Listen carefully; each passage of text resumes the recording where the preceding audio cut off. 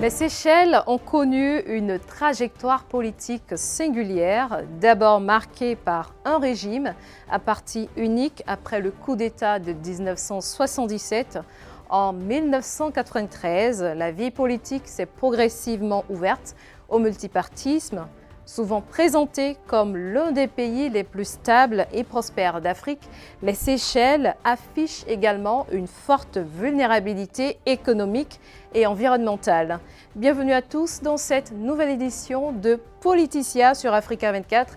Et pour ce débat consacré aux 50 ans d'indépendance des Seychelles, nous avons en duplex de Paris Grégory Sileni, analyste politique. Merci d'avoir accepté notre invitation. Bonjour Marcel, bonjour à tous les téléspectateurs et merci pour cette invitation. Je suis heureux d'être parmi vous aujourd'hui. C'est nous. Et en plateau, nous avons Éric Dohou, analyste politique. Bienvenue sur ce plateau. Bonsoir, merci de m'avoir invité. C'est nous. Et Ange Ballet, cofondateur de la Garde citoyenne. Merci d'avoir accepté notre invitation. Bonsoir, merci de m'avoir invité. C'est nous. Retour sur l'investiture du 6e président des Seychelles, Patrick Herminy, dans ce reportage de la rédaction. Mathieu Antonio Patrick Herminy a été investi 6e président de la République des Seychelles dimanche 26 octobre, marquant le retour au pouvoir du parti United Seychelles après 5 ans d'opposition. À 48 ans, son mandat s'ouvre sous le signe du renouveau, de la continuité, avec l'objectif de poursuivre le développement social et économique tout en consolidant les acquis démocratiques du pays. Dans son discours d'investiture, le président Patrick Herminy a exposé une vision ambitieuse et inclusive fondée sur la justice sociale, l'égalité des chances et l'unité nationale. Moi, Mathieu Antonio Patrick Herminy, je préserverai, protégerai et défendrai la Constitution. Que Dieu me vienne en aide. Je jure que je remplirai fidèlement et avec diligence les fonctions de président des Seychelles. Le plan d'action pour les 100 premiers jours du mandat du président Patrick Herminy est axé sur les besoins essentiels des familles seychelloises et sur des réformes à fort impact social et économique. Le nouveau chef de l'État entend renforcer la cohésion nationale et relancer l'économie par des politiques inclusives, durables et équitables. Aujourd'hui soir, J'exprime mon ambition de mettre en place une vision avant tout viable, une vision ancrée dans l'égalité des sexes, l'égalité des chances pour tous, la justice sociale, l'élimination de la pauvreté, le respect de la dignité humaine, la prospérité pour nos peuples et l'application égale de la loi pour chacun d'entre nous. une nation unie. Lors de son dernier discours, le président sortant Wavel Ramkalawan a salué une transition pacifique et rappelé les progrès de son mandat, une hausse des réserves nationales de 559 à 891 millions de dollars, une réduction de la dette publique de 80,2% à 54,5% du PIB et une croissance soutenue du tourisme avec 803 millions de dollars de recettes sur les 9 premiers mois de 2025. Ce bilan constitue un socle solide sur lequel la nouvelle administration de Patrick Herminy compte bâtir son programme. Toutefois, les défis structurels demeurent, notamment la dépendance au tourisme et la lente diversification économique de l'archipel. Retour sur ce plateau après leur accession à l'indépendance en 1976. Les Seychelles ont connu plusieurs phases politiques, notamment un régime à parti unique avant le retour du multipartisme en 1993. Grégory Sileni, pour vous, quel bilan global peut-on tirer justement de cette évolution politique en un demi-siècle aux Seychelles ? Je pense qu'on peut dire au sujet des Seychelles, c'est que c'est un pays qui est très assujetti au contexte international. Et on peut dire, contrairement à d'autres pays africains, que l'évolution qu'il y a pu avoir sur le continent, à savoir, notamment au départ, il y a eu un État socialiste. Et vous savez qu'après le socialisme et le contexte notamment de guerre froide, où il y avait ce monde qui était bipolarisé entre l'Occident d'un côté et l'URSS de l'autre. Les pays devaient un peu choisir entre ces deux pôles. Et s'en est suivi dans les années 90, les années de libéralisation, notamment avec les ajustements structurels. Et là où ça fait beaucoup de mal dans beaucoup de pays africains, parce qu'on a aujourd'hui beaucoup vilipende à juste titre les ajustements structurels, le pluralisme politique a été une très bonne chose aux Seychelles, notamment avec l'arrivée donc le multipartisme. Et par ailleurs, ça a été aussi très bénéfique par rapport à son économie, où il y a une libéralisation, où les entreprises ont été privatisées. Et tout cela, en tout cas, accompagné un mouvement qui a été très positif sur les Seychelles et qui a montré le développement et l'évolution positive du pays au cours des années 90 et qui s'est poursuivi de manière très structurelle et très stable au cours des années 2000. Éric Douaud, justement, quel est pour vous ce bilan-là que vous faites des 50 années d'indépendance des Seychelles? La première chose que je voulais dire, c'est que quand on évoque les Seychelles, en règle générale, la première image qu'on a, c'est cette image de carte postale, parce qu'on est plus habitué à discuter, à parler de ce pays dans la rubrique tourisme que dans la rubrique politique. Et pourtant, c'est un État qui, à ses 50 ans d'indépendance, s'est beaucoup modernisé, a beaucoup évolué. Grégory en parlait tout à l'heure.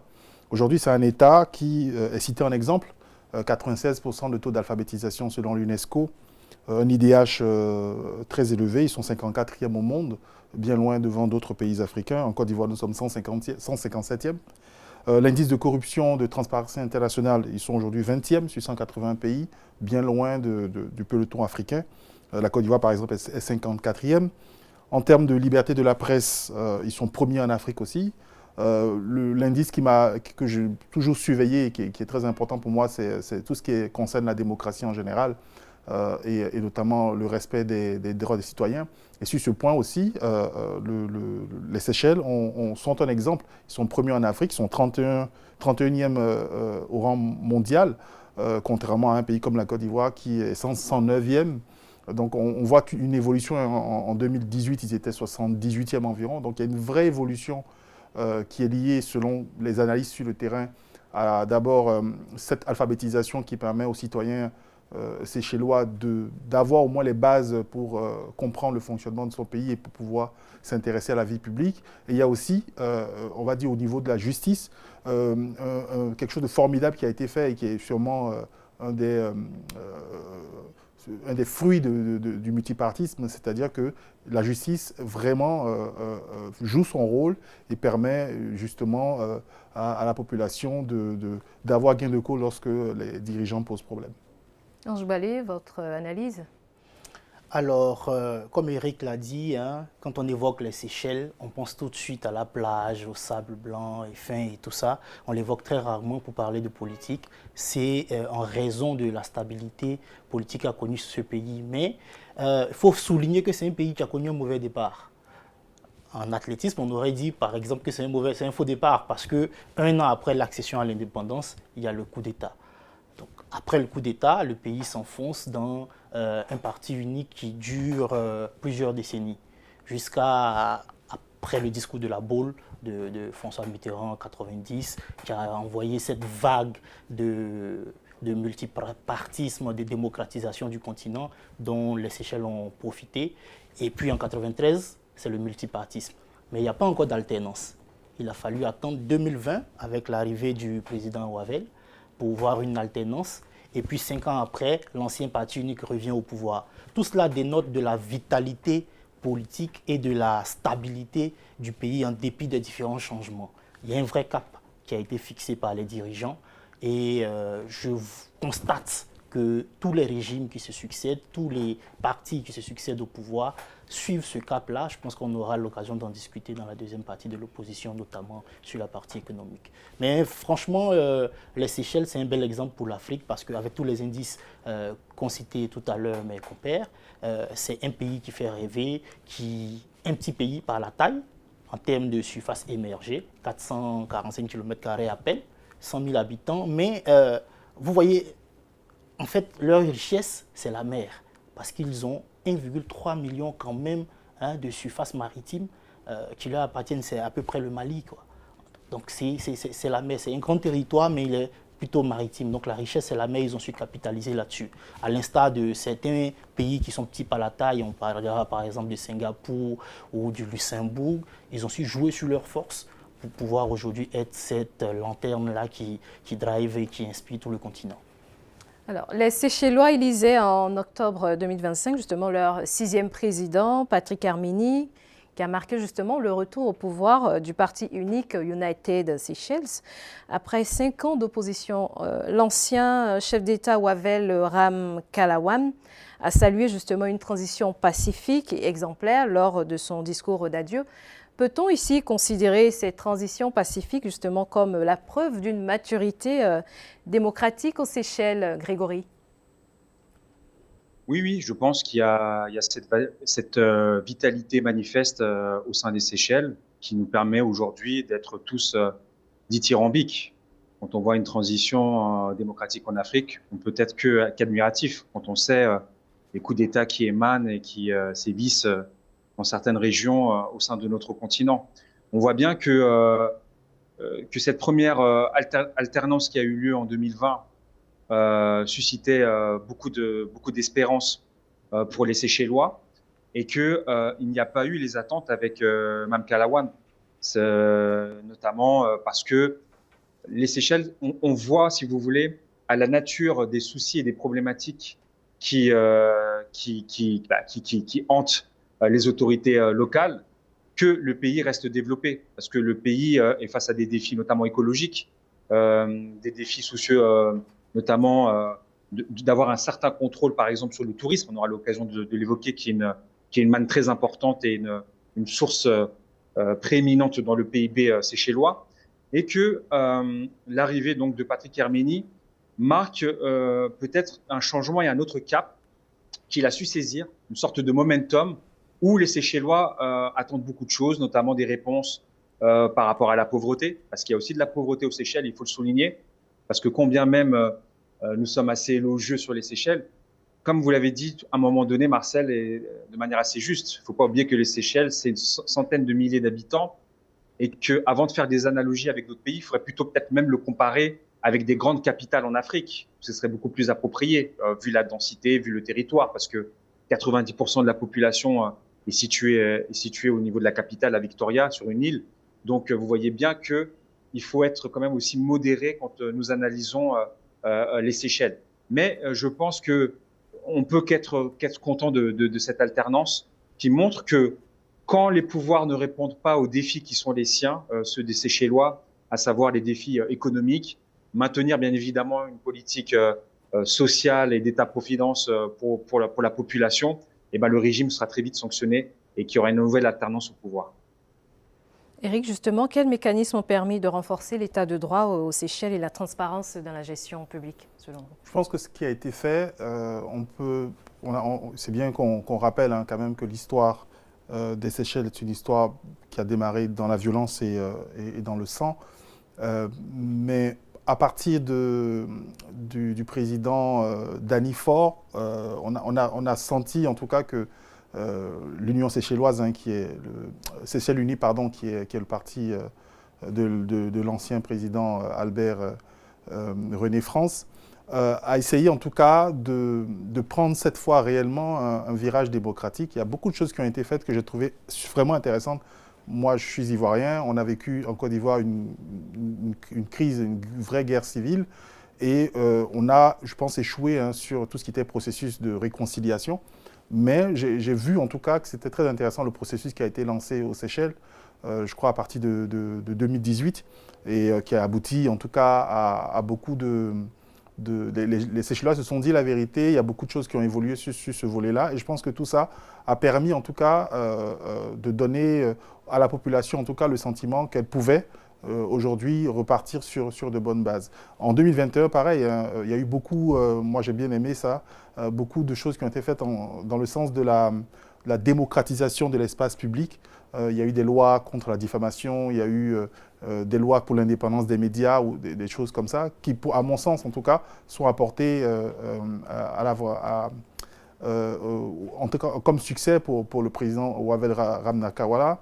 Et au-delà de ça, je comprends que la situation économique aujourd'hui des Seychelles soit difficile parce que, comme tous les pays insulaires, ils sont liés justement à tout ce qui est modification des cours mondiaux, modification des termes des fret maritimes, toutes ces choses-là.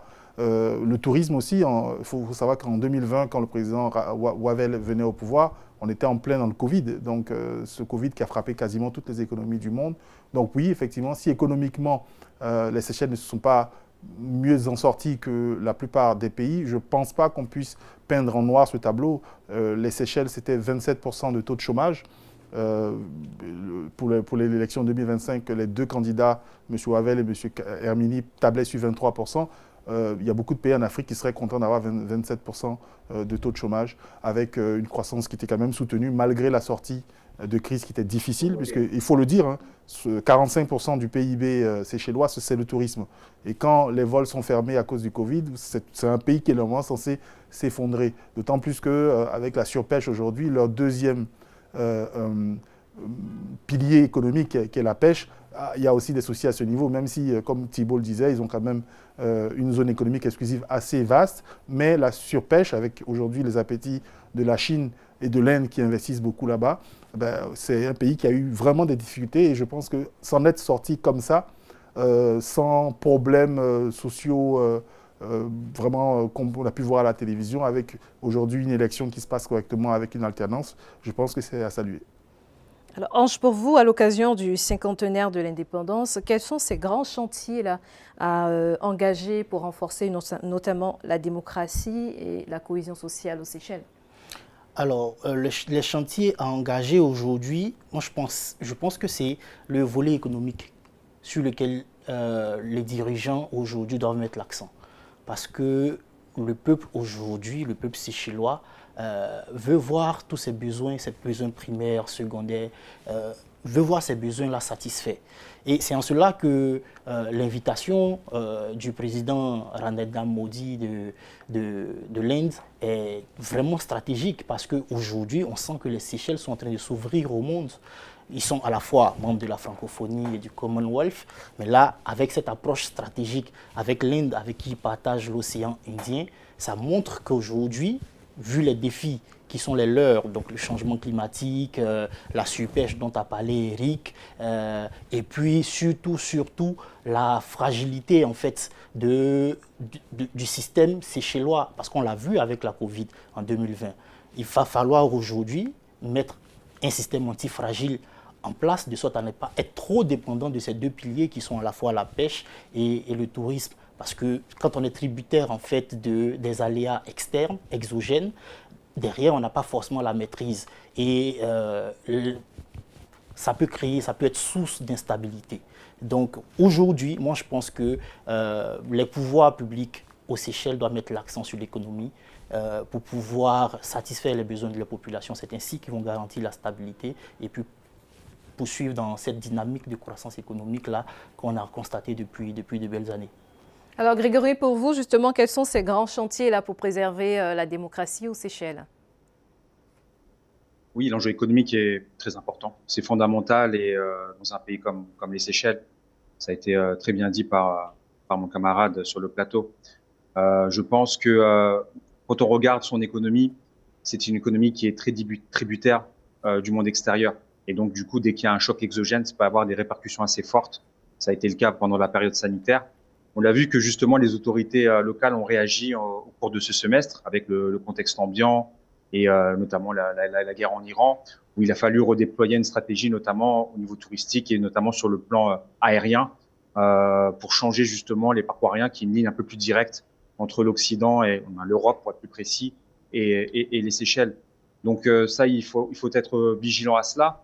Et je pense qu'il y a aussi une forte demande de la population de préserver toujours une identité locale, une identité aussi sur le plan environnemental, écologique, parce que à trop promouvoir des fois des projets immobiliers, des projets qui vont de manière à améliorer le tourisme, avec notamment tous ces complexes hôteliers qui opèrent dans le luxe, il peut y avoir toujours cet antagonisme avec notamment les réalités locales et préserver les identités locales.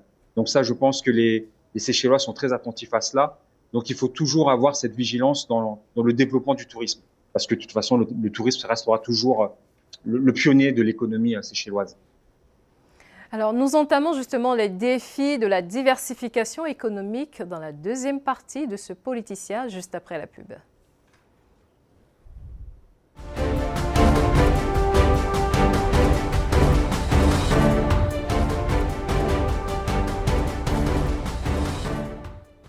Retour sur ce plateau pour entamer la deuxième partie de ce Politicía qui traite des défis de la diversification économique des Seychelles.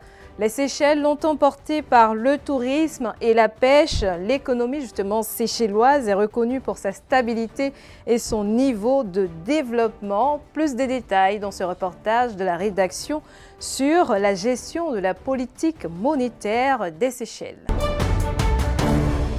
Pour le deuxième trimestre 2026, la Banque centrale des Seychelles a choisi de maintenir son taux directeur à 1,75%, réaffirmant ainsi la continuité de sa politique monétaire. Cette constance vise à garantir la stabilité économique de l'archipel. Cette approche est motivée par la persistance d'incertitudes externes, notamment l'évolution des prix mondiaux et les variations dans le secteur touristique.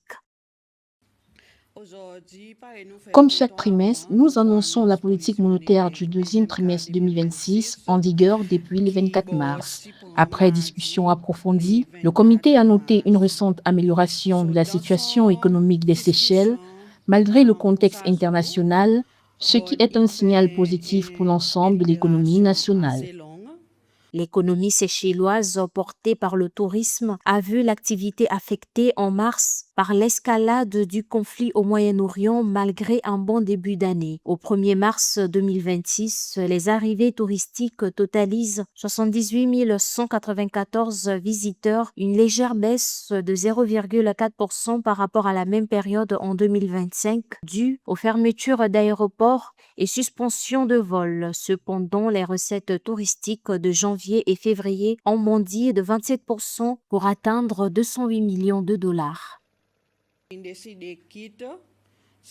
En collaboration avec les acteurs financiers, il est également prévu de réduire de 10% la quantité d'euros en circulation au quatrième trimestre 2025, annulant ainsi les objectifs précédents. Sur le plan intérieur, l'inflation demeure maîtrisée à 0,3% en glissement annuel et en moyenne sur 12 mois en février. Cependant, la Banque centrale des Seychelles met en garde contre les pressions à venir liées à la hausse des prix du pétrole, des coûts de fret et à une possible dépréciation de la monnaie locale, la roupie. La Banque centrale continuera de suivre de près l'évolution de la situation internationale afin de préserver la stabilité macroéconomique et encourager les établissements bancaires à dialoguer étroitement avec leurs clients face aux incertitudes actuelles. Les Seychelles ont bâti leur croissance économique sur justement une ouverture un peu plus large, mais dépendent du tourisme qui représente près de 70% des recettes en devises. Grégory, justement, quelle stratégie à mettre en place par les autorités pour réduire la dépendance et développer d'autres secteurs créateurs de richesses aux Seychelles?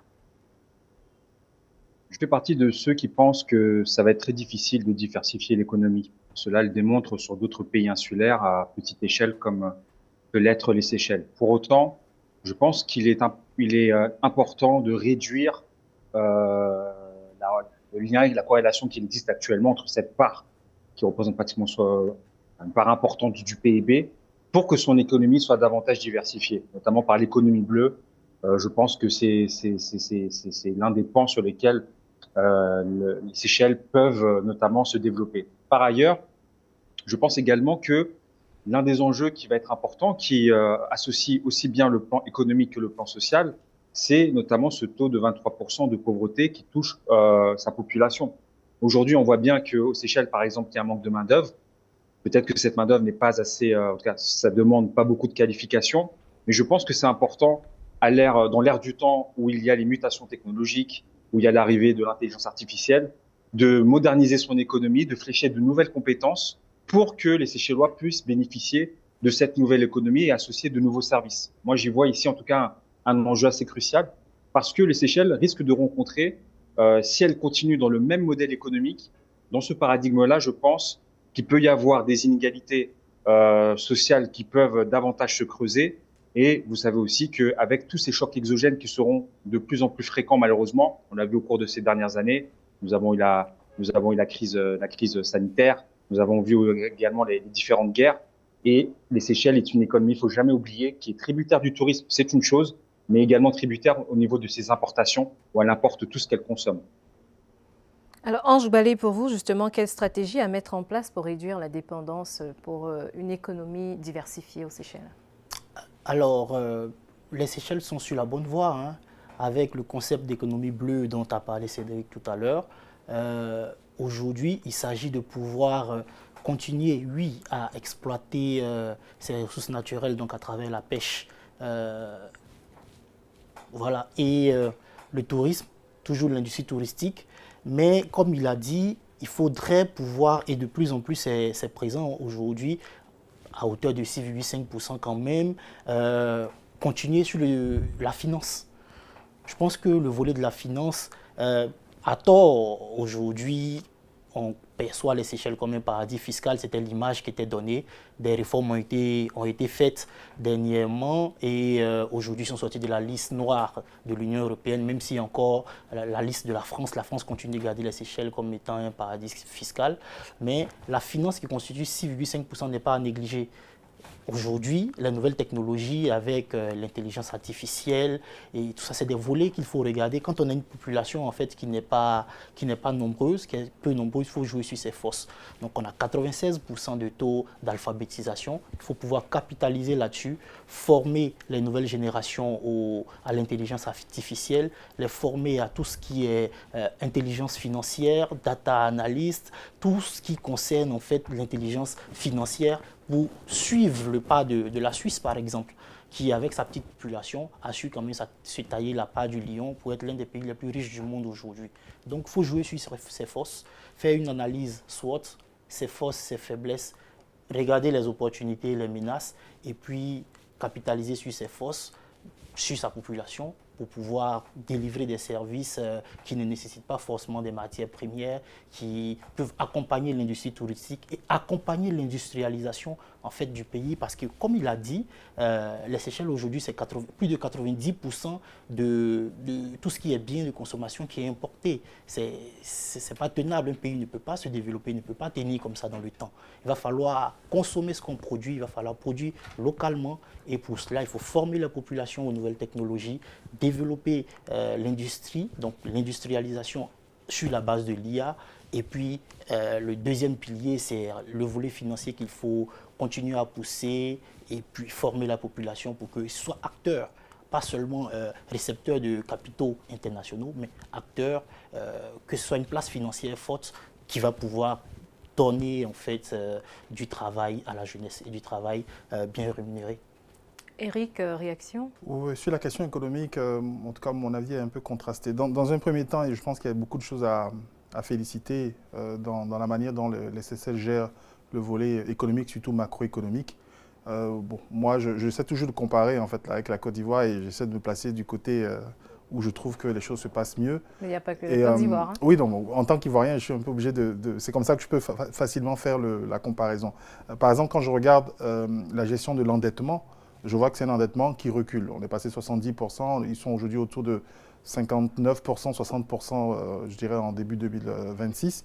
C'est un endettement qui recule parce que, justement, les autorités, l'ancien président avait justement choisi de gérer au mieux les dépenses publiques pour justement réduire son impact sur l'endettement. Deuxième chose, en termes d'économie, toujours, le FMI estimait qu'avec les difficultés vues au moment du Covid, que l'économie des Seychelles allait s'effondrer, mais ils ont réussi à rebondir. C'est à cela que je pense qu'il faut féliciter aussi le président Wavel pour son passage. Ils ont réussi à stabiliser les choses. Aujourd'hui, ils sont en dessous de 2 à 3% de taux de croissance et peut-être même tabler sur la relance actuellement à 4,5% parce que bien évidemment toutes ces performances économiques sont drivées à la fois par ce qui constitue 45% de son PIB qui est le tourisme, mais en même temps ce qui est intéressant, c'est pour ça que je dis c'est contrasté. Autant ils peuvent investir dans le tourisme et pousser les choses loin, mais en même temps il faut regarder, c'est un petit pays, il faut le dire, un petit pays qui ne dispose pas vraiment, on va dire, d'un point de vue géographique, de suffisamment de terres arables, de suffisamment d'endroits pour construire pour des logements ou d'autres choses. Donc, ça fait qu'ils sont un peu obligés aujourd'hui, surtout maintenant qu'ils sont avec la menace encore du réchauffement climatique, des typhons, des inondations qui se font. C'est un pays qui doit jongler tous les jours avec les besoins des populations, mais aussi, on va dire, les exigences du marché international. Je trouve qu'ils le font plutôt bien. Après, les marges de manœuvre, comme on en parle aujourd'hui, je pense qu'ils trouveront. C'est un pays qui a le luxe de ne pas être retardé par des conflits internes politiques. Je pense qu'entre eux, ils trouveront sûrement une solution. Il y a plein d'idées qui peuvent se faire, notamment sur tout ce qui est numérique. C'est quelque chose qui peut porter. Il faut savoir que les Seychelles sont positionnées à un endroit stratégique dans l'océan Indien, entre la Chine et l'Afrique, qui est, on dit, l'avenir. Donc je pense que la Chine, bon, plus la Chine qui pousse aujourd'hui, mais l'Inde aussi, pourquoi pas. En tout cas, beaucoup de pays trouvent aujourd'hui intérêt. Il y a déjà, par exemple, le port de Victoria qui va être agrandi. On sent qu'il y a quelque chose qui est en train de se faire. Donc, je pense qu'il faut encourager ce qui se fait actuellement et puis attendre peut-être quelques années pour voir les résultats. Alors Grégory, justement sur la question du numérique, comment selon vous, quelles sont ces stratégies-là qui peuvent être mises en place justement pour encourager les petites et moyennes entreprises séchelloises? En fait, moi, je pense qu'il faut toujours, moi, je suis convaincu sur le plan économique, et c'est ce que je prône d'un point de vue idéologique, c'est qu'il y a un État stratège. Et c'est là où ça peut être intéressant pour les Seychelles, qui peut faire un gap au niveau de ses économies, parce que il faut jamais perdre de vue, et ça vient d'être dit, et moi, je rebondis sur ça, c'est qu'on ne pourra pas développer une industrialisation au sens primaire du terme. Il faut une industrialisation plutôt sur le volet numérique pour justement aussi associer la population dans ces changements-là. Parce que finalement, quand on regarde un peu la sociologie des Seychellois, je pense qu'au niveau de sa population, c'est une population qui se rapproche davantage de ce que peuvent vivre les populations en Occident. Donc il y a les questions, vous savez, d'insécurité qui peuvent exister. On sait que par exemple qu'il y a des problèmes de drogue qui sont assez importants et ça a été saisi notamment par Patrick Herminy. Donc vous voyez qu'il faut bien être attentif, de ne pas vivre sur ses lauriers et les victoires anciennes, mais qu'il faut bâtir pour construire une société assez moderne avec ses nouveaux défis. Et je rejoins aussi ce qui a été dit, les services financiers, c'est vraiment, je pense, un levier assez important. Maurice le démontre aussi en étant très fort à ce niveau-là, et je pense que là, ils peuvent avoir une sorte de nivellement vers le haut pour que aussi les Seychelles offrent ces services-là et soient aussi reconnus pour cette dimension financière, et qu'elle ne soit pas vue uniquement sur le volet touristique. Parce que le volet touristique, il faut aussi le dire, c'est qu'il y a eu cette stratégie très habile des autorités, c'est de ne pas viser du tourisme de masse, contrairement à d'autres pays, mais de faire un attelage entre du tourisme qui vise le tourisme de luxe et de l'autre côté, le tourisme plutôt, on va dire, population de cadre supérieur, classe moyenne de l'Occident. Et ça marche bien. Sur la question du financement, justement, quels sont ces mécanismes de financement et d'accompagnement et de formation qui peuvent être mis en place pour soutenir le développement des entreprises, Ange Ouali? C'est un État stratège, hein, comme l'a dit Cédric tout à l'heure. Aujourd'hui, il faut investir dans l'économie de la connaissance. Je pense que pour un pays qui n'a pas beaucoup de ressources naturelles, on n'est pas sur l'échelle de la Russie, ni de la Chine, ni des États-Unis. Donc on ne peut pas forcément compter sur des ressources. Aujourd'hui, sur des ressources qui sont épuisables. On a vu quand il y a eu le réchauffement climatique avec le phénomène El Niño, que les poissons se sont déportés un peu vers le sud. Dans les eaux territoriales des Seychelles, il n'y avait plus de poissons et ça a marqué un coup d'arrêt dans l'économie seychelloise. Donc il ne faut pas aujourd'hui continuer à exploiter en fait les ressources naturelles forcément. On les exploite, mais c'est bien fait parce que avec la stratégie d'économie bleue qui a été mise en place, aujourd'hui le cap c'est de ne pas piller en fait les ressources naturelles, mais c'est de pouvoir les préserver, les passer aux générations futures. Donc la stratégie, c'est vraiment d'aller dans l'économie de la connaissance, tabler sur sa population, former sa population aux nouvelles technologies et puis mettre l'accent sur la finance. Je pense que c'est de là que viendra le salut des Seychelles. Oui. Alors Grégory, pour vous, justement, sur la question du capital humain, est-ce qu'il y a tant à faire? Est-ce qu'il y a beaucoup à faire au niveau de la promotion du capital humain séchellois?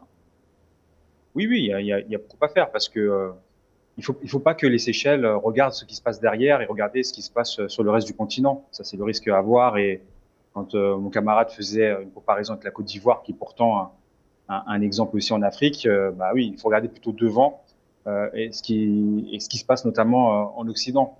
Parce que je pense que, vous l'avez vu, c'est que si les autorités ne répondent pas aux défis qui sont les siens, ils seront sanctionnés sur le plan démocratique. Donc, je pense qu'il faut proposer une nouvelle vision. Vous savez que c'est un peu à la mode depuis un certain nombre d'années. On a beaucoup de pays qui sont orientés sur la vision 2030. Donc, je pense que là, on arrive sur un nouveau cap auquel les Seychelles doit davantage s'intéresser parce que on l'a vu. Bon, je trouve que les autorités ont très bien réagi par rapport au dernier choc exogène avec ce redéploiement sur le plan touristique. Mais je suis convaincu, moi, que on vit aujourd'hui et désormais, et ça touche aussi bien les pays, on va dire, à revenus intermédiaires, mais également les entrepreneurs, c'est qu'on sera dans une incertitude permanente. Et donc, c'est là qu'on a besoin d'un État fort, d'un État stratège. Et il faut anticiper, même si aujourd'hui, je crois que, si je me trompe pas dans les chiffres, la jeunesse séchelloise, elle est estimée à 25%. Donc, voilà, elle est pas énorme comparée à d'autres sociétés africaines. Mais je pense qu'il faut vraiment proposer quelque chose au niveau des mutations technologiques, que ce soit dans le numérique, dans l'intelligence artificielle. Il y aura aussi l'arrivée des robots. Donc voilà, il y a un défi il y a quelque chose à faire, il y a un levier en tout cas à tirer pour les autorités séchelloises. Alors, Eric, justement, les Seychelles restent un pays importateur ici. Quelle est la stratégie qui peut être mise en place pour réduire justement le taux d'importation? Ça va être difficile, comme je dis, les marges de manœuvre sont faibles. Quand je fais la comparaison avec la Côte d'Ivoire, je peux le faire avec d'autres pays africains que je connais un peu mieux. S'il vous plaît. L'idée, c'est de se dire que on ne va pas sur les mêmes bases et acquis. Moi, je regarde non pas je dirais les bonnes pratiques de manière absolue, je regarde de manière relative. Je me dis, si d'autres pays avaient les difficultés qu'ont aujourd'hui les Seychelles, s'en seraient-ils sortis aussi bien? C'est ça que je regarde. Je donne un exemple simple. Je pars du principe que on ne peut pas, c'est pas, je dirais, réaliste de dire aujourd'hui que les Seychelles pourront se passer totalement du tourisme. C'est pas possible. Ils n'ont pas ce qu'il faut, quoi. Voilà. Dans des pays, vous avez un réseau hydraulique, vous avez électrique, vous avez plein de choses qui peuvent permettre de rapidement être flexible et changer d'angle. Mais aux Seychelles, ça va être compliqué. Donc, il faut continuer à avoir de l'argent pour s'occuper des populations. On parle aujourd'hui, on a parlé de la drogue qui gangrène ce pays. On pourrait parler de la dégradation un peu de certaines infrastructures, notamment au niveau éducatif. Il y a beaucoup de choses qu'il faut continuer à faire pour les populations, mais en même temps, il faut aussi rester dans les normes des institutions qui peuvent prêter de l'argent et qui veulent emmener le pays dans un autre sens. Et il y a 2 points que je voudrais relever pour montrer justement à quel point ce pays fait un effort. Le premier point, c'est sur le tourisme. Ils ont décidé, par exemple, un moratoire pour ne plus investir, ou en tout cas laisser les gens investir dans le tourisme de luxe de grande ampleur. L'idée aujourd'hui, c'est de permettre plutôt aux Seychellois, pour pouvoir résorber un peu le chômage, de permettre qu'il se soit plutôt des plus petits établissements qui sont gérés par des locaux. Ça, c'est un exemple qui permet de résorber un peu le chômage.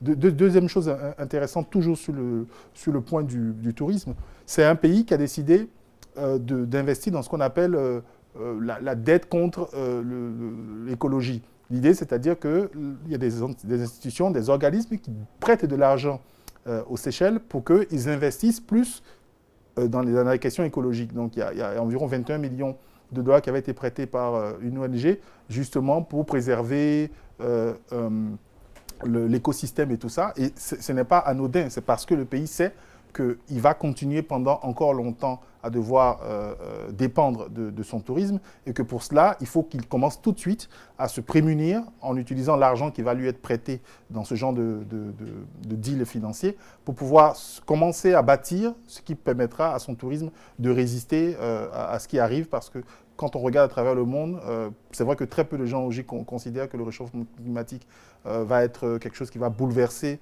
mais on le voit de plus en plus. Il suffit de voir la météo aujourd'hui à Paris pour s'en convaincre. Merci pour ces analyses. Ange Balé, pour vous, quels sont ces principaux défis, on va dire, quels sont ces principaux défis que vous énumérez justement, qui restent à relever pour une croissance durable aux Seychelles? Alors, à ce niveau-là, je pense que je vais emprunter la théorie du professeur Jawed Sangdel, qui est un homme politique suisse, qui a une théorie qu'il appelle la théorie des 5 E. Pour lui, l'économie, donc le premier E, se résume à quatre éléments principaux. L'estime, dans l'estime, il met tout ce qui est loi, la constitution, les lois du pays, les lois qui régulent la société. Ensuite, l'éducation de la population, à quel niveau les populations sont éduquées, quels sont les parcours de formation, quel type d'enseignements sont donnés à la population, l'énergie, quel type d'énergie le pays utilise, et puis les entrepreneurs. Comment est-ce qu'on accompagne l'entrepreneuriat? Parce que la richesse est créée en fait par le secteur privé, par l'entrepreneuriat. Donc c'est cet état stratège qui doit veiller sur ces 4 piliers principaux. Donc au niveau de l'estime, au niveau des lois, je pense que la démocratie séchelloise, on en a parlé à profusion en début d'émission. Donc ils sont bien partis, donc j'ai foi en ce pays-là. Au niveau de l'énergie, aujourd'hui on parle d'énergie bleue. Parce qu'on ne parlera pas d'énergie verte, mais d'énergie bleue, parce que c'est la stratégie que le gouvernement a mis en place, les différents gouvernements qui se sont succédés avec l'éolienne marine, l'énergie des vagues. Il y a toute une stratégie qui est vraiment en train d'être déployée. Il faut continuer dans ce sens-là. Il faut être expert dans ce sens-là, parce que c'est ce que la nature nous a donné. Donc il faut pouvoir former, on parle maintenant de l'éducation, former la population sur ce qu'on a comme force, finance, et puis de l'autre côté, tout ce qui est énergie renouvelable, d'un point de vue marin, parce que c'est dans l'environnement marin qu'on est, et puis derrière la facilitation, comme c'est déjà le cas de l'initiative privée, créer les conditions pour que l'entreprise privée soit encouragée, et c'est à ce titre-là que l'économie locale pourra se développer. Parce que souvent on est un peu trompé par les capitaux qui viennent de l'extérieur. Aujourd'hui le PIB par habitant des Seychellois le plus haut du continent, mais c'est à cause des capitaux extérieurs qui viennent. Ce n'est pas une richesse endogène qui est créée par des Seychellois. Voilà, donc voici les 4 piliers sur lesquels je pense qu'il faut pouvoir se pencher. Bon, pour ma part, on l'a très bien dit, on ne pourra pas se passer du tourisme.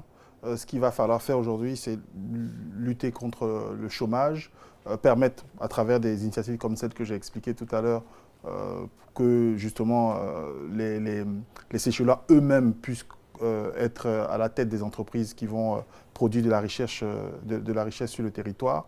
Et en dernier, ça va être, comme je dis, de lutter contre le réchauffement climatique, de préparer les habitants à ce choc qui est déjà là, Et si justement le pays arrive à récupérer des fonds de plein d'organismes qui sont aujourd'hui très, très motivés à investir dans ce domaine-là, je pense qu'ils vont pouvoir justement préparer leur population et puis nous étonner par le futur. Grégory, et vous, justement, quels sont ces défis-là que vous énumérez pour une croissance économique durable aux Seychelles? Oui, comme on a pu le dire, je pense qu'il faut un État stratège qui comprenne bien la composante de sa population, qui, je pense, on pourrait la segmenter en 3. C'est-à-dire qu'il y a cette population qui est très pauvre, donc il faut lui trouver des besoins, il faut lui trouver en tout cas des emplois qui soient adaptés à l'économie. Il y a une fracture, on va dire, un segment qui vit directement du tourisme à différents niveaux. Et puis après, vous avez une strate un peu plus élevée qui est la strate entrepreneuriale. Donc, il faudrait que ces 3 composantes-là soient prises en considération par les autorités seychelloises. Et je pense que les secteurs sur lesquels ils peuvent Il peuvent en tout cas y avoir des niches. On a vu la question environnementale et écologique, c'est une chose. La question des infrastructures, parce que les infrastructures, c'est quelque chose qu'il faut toujours renouveler, et on a toujours besoin d'infrastructures. Il y a aussi, on a besoin d'une économie qui vient pour répondre aux besoins sociaux. Il ne faut jamais oublier cette économie de service qui est souvent rattachée à l'État, c'est ce qu'on appelle le service public. Et après, bien évidemment, les défis, on l'a dit tout à l'heure, financiers, sur lesquels les Seychelles ont beaucoup à faire encore. Grégory Sileni, merci d'avoir été l'invité de ce spécial Politicien sur les 50 ans d'indépendance des Seychelles. Merci Marcel pour cette invitation. C'est nous. Éric Dohou, merci d'avoir participé à cette émission. Merci beaucoup. Ange Ballet, merci d'avoir été notre invité. Merci. Merci à toutes et à tous d'avoir suivi cette édition de Politicien à retrouver sur l'application MyAfrica 24. Dans quelques instants, une nouvelle édition de l'information sur Africa 24.